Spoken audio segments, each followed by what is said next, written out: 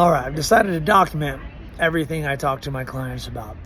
So I've had clients for years. So this one client in particular, he just asked me, what about the interest rate? And this is something I get all the time because a lot of people are locked into their rate.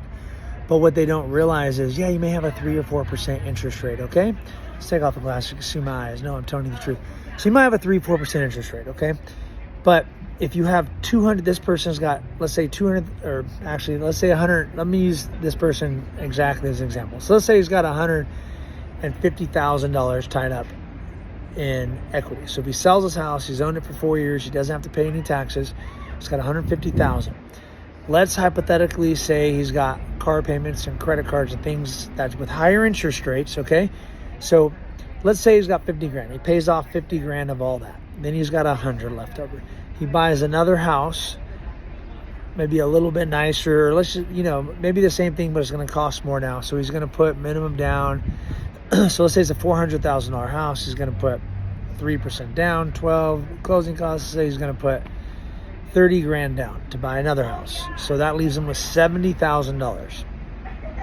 So he takes the 70 and he does one of two things. He invests it in real estate as a silent investor, making $1,200 a month with $70,000, or he goes and buys an investment property with 20% down, invests 50 grand, keeps 20 grand in his bank, and that second home he has is going to make him about $30,000 every year. So if he had done this when I originally talked to him 4 years ago, which he had the cash, but he didn't, he would have had 2 properties and made him over. He already made over 120 in 4 years.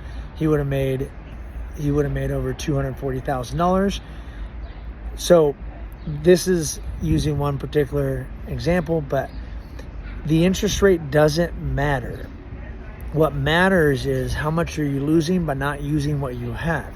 Now, if you were to sell the house, take that money and go blow it and buy another house, and now you're stuck with the higher payment, yeah, that wouldn't be good.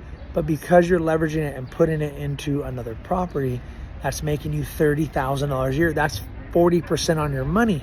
So even though you're paying a higher payment, you have income from the other property.